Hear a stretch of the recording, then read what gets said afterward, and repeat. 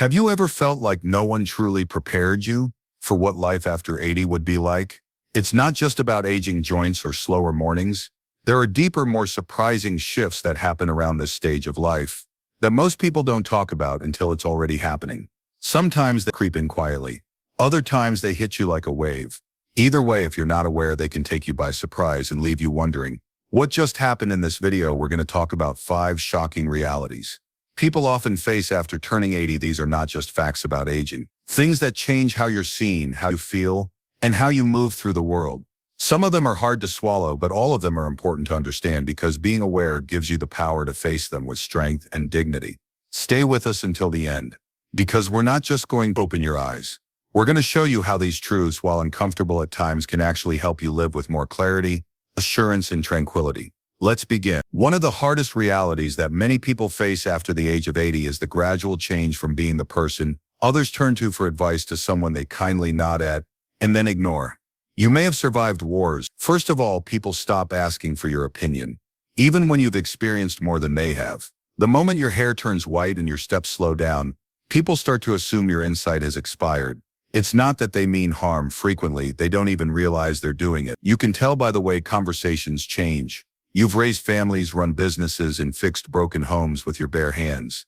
Younger people may nod and smile when you talk, but they are already planning their next statement. You make a suggestion and it is promptly rejected, not in an impolite manner, but rather with a tone that subtly conveys that's not how we do things anymore. It's annoying. This adjustment can be particularly difficult for families, not because you want to control things, but because you understand how much trial and error led you to this point.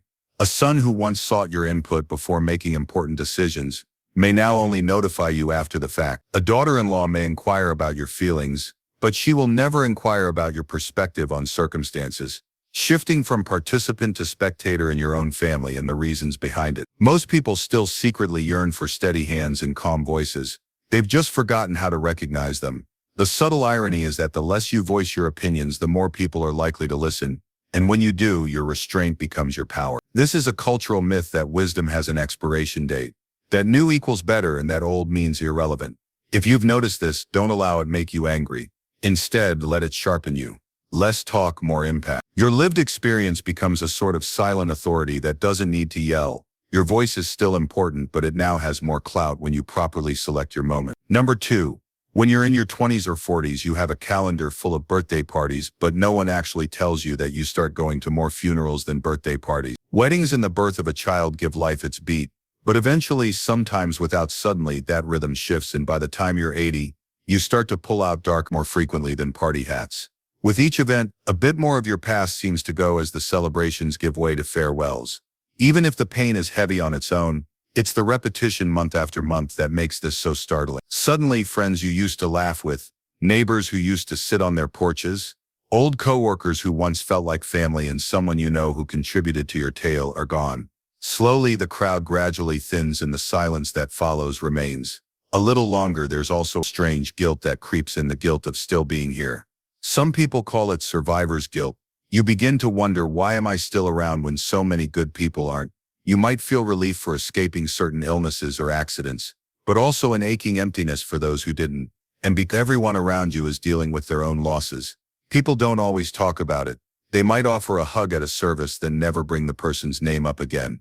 That silence can make the grief feel even heavier. What many don't realize is that this constant exposure to loss wears on the soul. It can make you hesitant to connect with new people, afraid of losing them too, or it can make you overly attached, clinging tighter to those who remain. Neither is wrong. It's your heart trying to protect itself. But it's important to remember this. Every loss you felt as proof that love was there, that connection was real, that you lived with depth and care. And as difficult as it gets, those who remain, those who still call, still visit, still care, matter more than ever, because when you're 80 and up, love doesn't have to be wide. It just needs to be deep. A few close relationships can carry more warmth than a room full of people. So grieve when you need to speak their names. Share their stories, let your tears honor the bond. But also let yourself keep living, not just existing, but truly living, even through the loss. That's the legacy they'd want you to carry. If you're still watching this video, finding these insights valuable, please comment number 2 below to let me know you're here. And if you haven't subscribed yet, I recommend you subscribe and turn on the bell so you don't miss any videos. Your support helps us continue creating good content to inform and inspire you now. Let's move forward.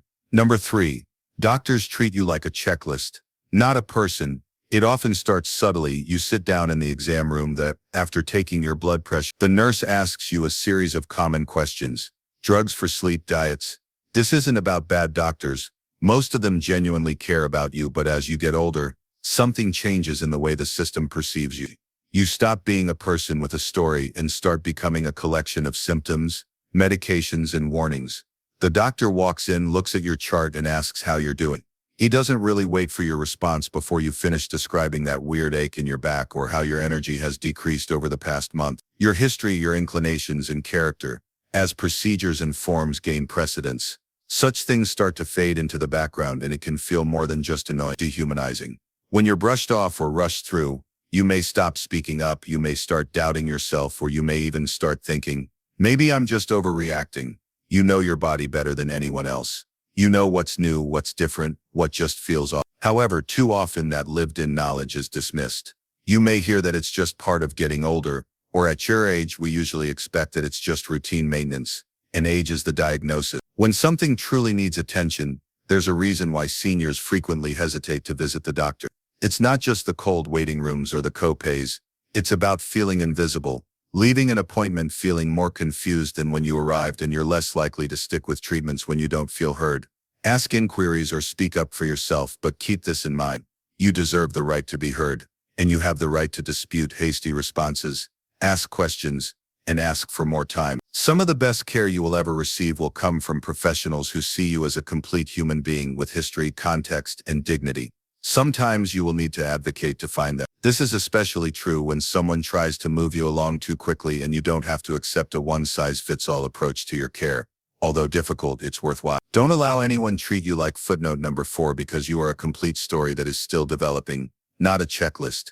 Even while your body is still here, you may not always feel like yourself in your mirror. After the age of 80, many people experience a moment that is difficult to describe. For a brief moment, you wonder who the man or woman staring back at you is when you pass a mirror or see your image in a storefront window. Your eyes, frame, and stance are all recognizable, but something feels different. You then realize that it's you, but it doesn't always feel like you. One of the most shocking and emotional aspects of aging is this detachment. Although your skin conveys a different message, you still feel sharp on the inside, and can recall how it felt to go upstairs to dance without exerting yourself, or to stand tall without thinking twice. It's not vanity, it's identification. It's about balancing the inner spark that hasn't changed with the exterior shell that your muscles, joints, and hair have now subtly undergone their own journey, frequently without your consent, and all of a sudden there's a disconnect between how you feel and what you see. You still remember how you looked, moved, and felt when you were 30, 50, or even 70. But the physical reminders are now slower, softer, and even less familiar. Even your grip, your hands, and your posture have changed frequently without warning, and the world doesn't make things any easier. Even well-intentioned praise from the media might make you feel like you're the only one who can do this version of beauty worth praising, as though your presence somehow diminishes as your skin or hair ages. However, the fact is that most people are unaware that there is nothing more beautiful than someone who has lived life to the fullest and flaunts their wrinkles. They are not imperfections, rather they are evidence that you have smiled, worried, laughed, cried, and continued on your slower path. This is resilience. It means that you are still here and moving forward, and your reflection, despite how different things may appear now, still shows that you are wiser and more complex. Sometimes the most difficult thing is lowering your own expectation. You are not fading, you are evolving, you are carrying stories no one else can tell, and the reflection you see is not a stranger.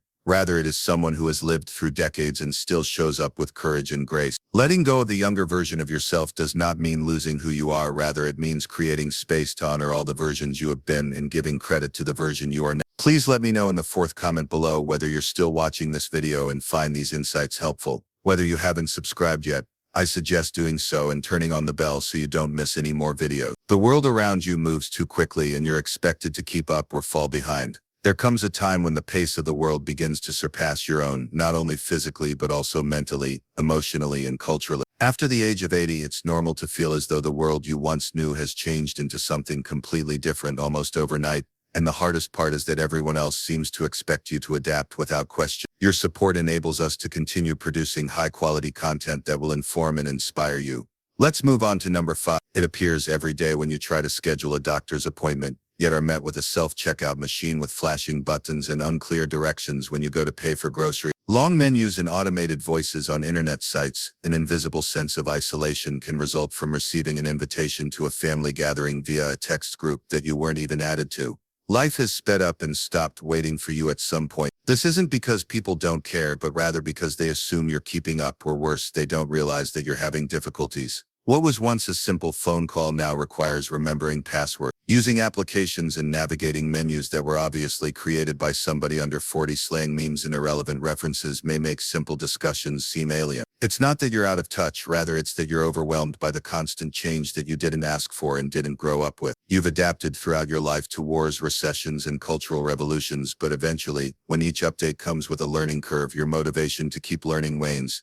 and you still have to perform to be able to keep up with. When you ask for assistance, people become irritated or remark, "It's easy, just tap here," and you are perceived as being difficult or set in your ways. It thinks that you will speed up so the tempo doesn't slow, but here's something worth stating aloud. There is nothing wrong with you. You don't have to rush to fit into a mold that wasn't made for you, and you don't owe anyone. Instead of fighting the current, you can choose where to step in and where to step back. Ask for help without feeling guilty, and choose slowness and clarity over convenience and clicks. In fact, the wisdom and presence you bring to the room often offer more value than the newest app ever could. You can establish limits on the speed that suits you and remind everyone around you that experience is something to be treasured and not something to be outpaced. The world may not slow down, but that doesn't mean you have to run to keep up. Sometimes moving at your own pace and reminding others why things are important is the most effective thing you can do. After going over these 5 truths, some concluding remarks: take a moment to breathe, not to feel overwhelmed, but to feel seen. Because these aren't just random facts of getting older. They're truths that many people carry quietly, often alone, and recognizing them doesn't make you weak, it makes you wise.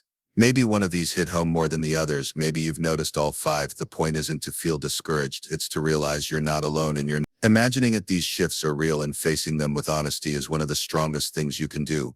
You've lived through more than most people can imagine. You've adapted, endured, laughed, grieved, and loved your way through decades. Just because the world isn't always built to honor that doesn't mean your value has faded. In fact, it's the opposite. You're carrying something the world needs now more than ever: clarity, calm, perspective, and resilience. So take these insights and hold them close. Let them remind you that it's okay to speak up when you feel overlooked. It's okay to grieve. It's okay to be frustrated. And it's more than okay to move at your own pace, to honor your experience, and to choose what feels right for you. Thank you for joining us today. We'd love to hear from you. Leave a comment below and share one thing you learned today and how you plan to use it in your life. Thoughts are important to us, so don't hesitate to share them. If you liked this video and found it useful, please like, subscribe, and share. Your support helps us keep producing quality material to educate and inspire you. Thank you for watching, and we hope to see you in the next video. Reading your comments gives us a lot of motivation and encouragement.